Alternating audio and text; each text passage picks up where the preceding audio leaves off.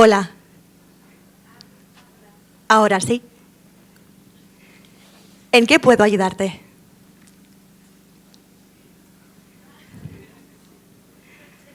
Ha habido un problema.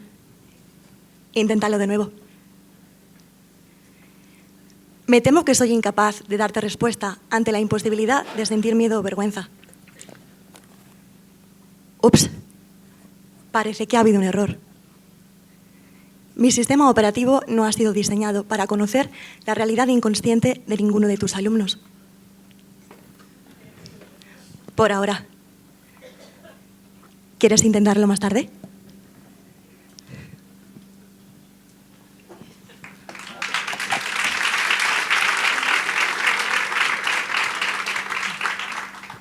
Bueno, pues los medios de comunicación, tanto electrónicos como tecnológicos, han transformado los medios de masas comunicativos y, por supuesto, nuestro tan querido campo educativo, anestesiando o más bien quizá zombificando lo que bien conocemos como aprendizaje significativo. Ese aprendizaje que me subraya, me hace diferente, remarca mi individualidad y me hace humana. Y si bien es cierto que dentro de las aulas, dentro de todas las salas de profesores, dentro de las clases, como docentes, profesoras y maestras, hay una pregunta que no paramos de hacernos y reside en el por qué. En el por qué no terminamos de aceptar, de una vez por todas, que cada individuo tendrá una experiencia diferente de aprendizaje, única e intransferible sobre un mismo currículum. Pues bien, resulta que existe un elemento, un invitado, un integrante un tanto extraño, un tanto marciano, al que no se le suele dar la bienvenida a ningún acto o hecho pedagógico. Estamos hablando del inconsciente.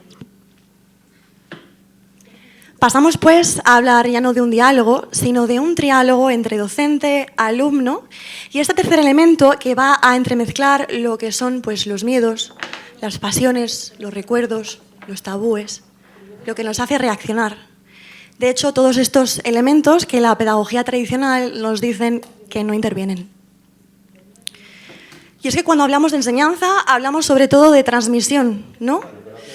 Hablamos de unas transmisiones de nociones y aquellas instituciones que en su momento fueron creadas para instaurar en nosotros esa chispita y esa pasión por el conocimiento, bien la familia, la escuela, incluso las propias religiones, hoy en día permanecen un poquito impasibles y ya no serán las protagonistas encargadas de transmitir esto, sino más bien los medios de masas, los medios de comunicación y, sobre todo, los productos de entretenimiento, los que se encargarán de instaurar estos procesos de enseñanza. Y parémonos por un momentito a pensar en cuántas veces un nene o una nena en clase o en el cole o en casa haciendo un poquito de babysitting, we don't know, puede llegar a ver una peli de la Disney y en el increíble nivel de penetración de dicha narración, ¿no? Pensemos por un momento en las formas, en los colores, en la sensorialidad, en lo atrayente que pueda resultar esta imagen, ¿no? El levantar la mano y parecer que podemos tocar cualquier personaje o elemento. En conjunción con la falta de pensamiento crítico en ciertos contextos educativos. Hablamos de nociones tales cuales pudieran estar relacionadas con la responsabilidad, la propia ética, el compromiso social, ¿no? Que ya no van a ser transmitidas de una manera activa por estas instituciones anteriormente nombradas, sino más bien de una manera más protagonista por la Disney, que pobre se está llevando, la prensa del corazón, la industria futbolística o, muy tristemente, incluso por el propio porno. Y es que ante este escenario, ¿me podéis decir cómo un maestro o una maestra dentro del aula puede transmitir la noción, el concepto o idea de escucha activa si con el simple clic de un dedito, un scroll down, entrando a cualquier tipo de plataforma, los niños y niñas tienen acceso a un contenido no del todo controlado, que nos naturaliza y que nos normaliza, que para debatir hace falta discutir, que para debatir hace falta utilizar a veces la violencia verbal, incluso la física, que para debatir incluso hace falta alzar la voz y a veces hasta interrumpir. Ante este escenario tan sumamente desalentador, pues la escuela y la familia poco pueden hacer, ¿verdad? Bueno, pues precisamente en este poquito será donde encontremos la relación del análisis de estos mundos visuales, que son los cuales a través de los vamos a encontrar esta transmisión de nociones, ¿no? A través de su lectura, a través de su crítica, hasta a través de su deconstrucción, vamos a encontrar quizá esas respuestas a esas sociedades contemporáneas que presentan unos problemas que tenemos dentro del aula.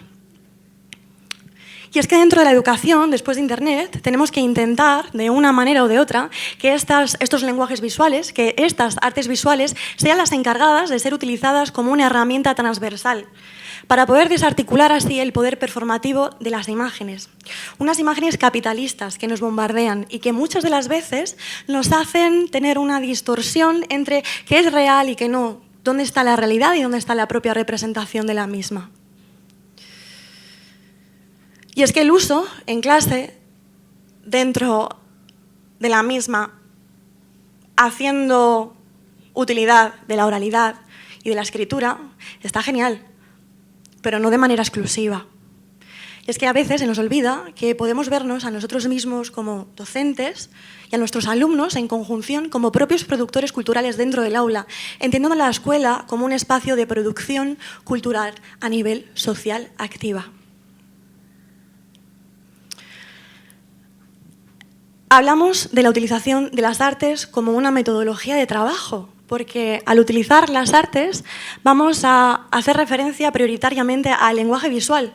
Y de este modo, estos elementos que componen su gramática, tales como la luz, la composición, la forma, el color, el contraste, van a hacer que sean estas nuestras herramientas para generar este conocimiento propio dentro del aula y que con estas transmisiones de nociones anteriormente mencionadas se puedan abordar los temas de una manera mucho menos frívola y superficial. Hemos mencionado la palabra arte ya varias veces, hemos mencionado la palabra educación más de una, entonces no queda muy claro, ¿arte o educación? ¿Educación o arte? Si bien es cierto que ambas dinámicas entienden el conocimiento de una manera fragmentada, a través de la cual, pues bueno, quizás se estanque un poquito, ¿no? Y como docentes, bien sabemos que la vida no está dividida en asignaturas. Entonces, ¿arte o educación? Bueno, pues vamos a decir que ni una cosa ni la otra. Art thinking. El art thinking lo vamos a entender como una práctica o una metodología donde va a ser totalmente imposible distinguir dónde empieza el arte y dónde acaba la educación.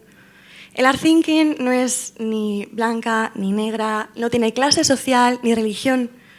No sabemos cuál es su nacionalidad. No sabemos si es esto o lo otro porque se sitúa justo en la narrativa de Lonini. Ni una cosa ni la otra, sino simplemente algo distinto que nosotros como docentes tendremos que aprender a reformular.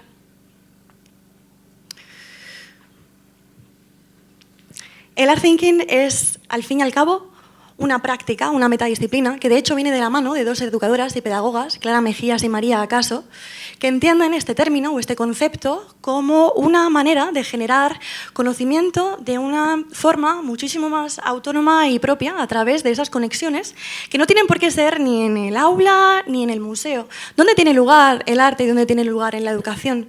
Lo cierto es que ni en un sitio, ni en el otro, ni en ninguno otro más. Y el hecho de que sea una práctica y una metadisciplina hace que el término se pueda extender y llegar quizá a lugares que no nos esperábamos que pudiera llegar.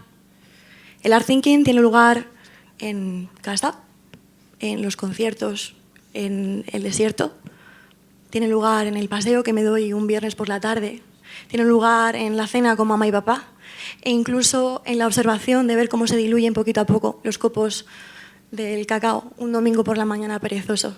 Esto es una práctica de art thinking. Es utilizar las artes como experiencia aglutinadora para generar contenido y conocimiento sobre cualquier tema. Y es que cuando hablamos de la palabra conocimiento es algo, ¿no?, pues que un poco no del todo uniforme, una masa gelatinosa y viscosa, que es bastante difícil de transmitir. Y aquí, para hablar de un aprendizaje significativo, las arquitecturas de transmisión serán esenciales. El cómo. Prometo ser breve. Se basarán en 6 principios. El primero de ellos es la conexión. Vamos a entender el conocimiento no como una red lineal, no como una cadena cuyo eslabón va a ser totalmente dependiente el uno del otro, sino que será una estructura totalmente rizomática y mesetaria en la que cuando algo se termine puede ser conectado con cualquier otro punto en cualquier momento. Hablaremos de la heterogeneidad, donde el conocimiento siempre va a ser diverso, diferente y nunca igual. La multiplicidad, donde no vamos a hablar de estructuras jerárquicas a través de las cuales podamos transmitir. No existe ningún orden de superioridad ni de inferioridad, sino estructuras totalmente descentradas de las cuales podemos ir y venir en cualquier momento. El principio de ruptura, donde romper significará seguir. Cuando algo se rompe, en realidad nunca se acaba, siempre va a recomenzar de una u otra manera, como un hormiguero. Pueden haber transformaciones, cambios o modificaciones, pero no hay un fin. Hablamos de la calcomanía, y esto es tremendamente importante dentro de los contextos en los que hablamos. Tendremos que huir de la reproducción irreflexiva, de la copia. Y finalmente, el último al que tendremos que tender, al principio de la cartografía, en el que elaboraremos un mapa de nuestro propio aprendizaje, nuestra dirección o direcciones quizá. Y como docentes, detectar la realidad, mirarla con nuevos ojos, analizarla y preguntarnos, ¿por qué esto es así? ¿Queremos que sea así? ¿Lo queremos transformar? Bueno, pues será aquí, en este líquido amniótico de la sorpresa, en lo incontrolado, en el placer, en el deseo, los recuerdos, en todo ese mundo interior inconsciente que todos los integrantes de esta sala tienen y que la persona que tenéis sentados al lado también, donde tendrá lugar el aprendizaje a través del arte, utilizando el arte como elemento totalmente indispensable para hacernos sentir, reconectar y construir nuestra realidad, haciendo así visible lo invisible.